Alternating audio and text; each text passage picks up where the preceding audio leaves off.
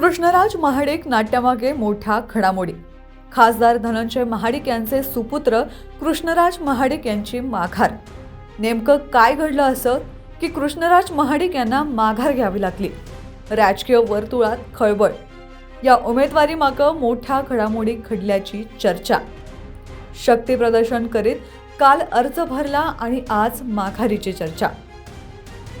महायुतीचे उमेदवार म्हणून कृष्णराज महाडिक यांनी भाजपकडून अर्ज भरला होता। भाजपची जागा वाटपाची यादी जाहीर न होताच कृष्णराज महाडिक यांनी स्वतःची उमेदवारी जाहीर केली।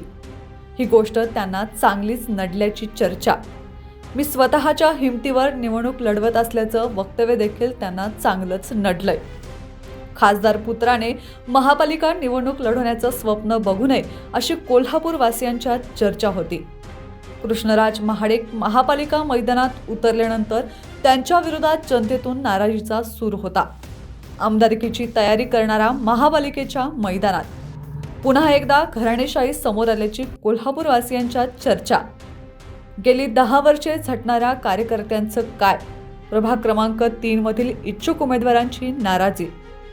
इतकंच नाही तर सत्यजित उर्फ नाना कदम यांचे आमदारकीचं तिकीट कापल्याचा ठपका खासदार धनंजय महाडिक यांच्यावर होता।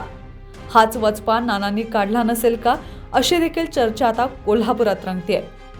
उपमुख्यमंत्री एकनाथ शिंदे यांनी देखील कृष्णराज महाडिक यांच्या उमेदवारीला थेट विरोध केल्याचं समजतंय। या सगळ्या राजकीय घडामोडींच्या पार्श्वभूमीवर कृष्णराज यांनी माघार घेतल्याची चर्चा आहे। भाजपची उमेदवार यादी आज रात्री जाहीर होण्याची शक्यता। कृष्णराज महाडिक यांच्या माघारी नाट्यावर खासदार धनंजय महाडिक यांचं मौन। महाडिक कुटुंब कोणती भूमिका जाहीर करणार याकडे संपूर्ण राज्याचं लक्ष।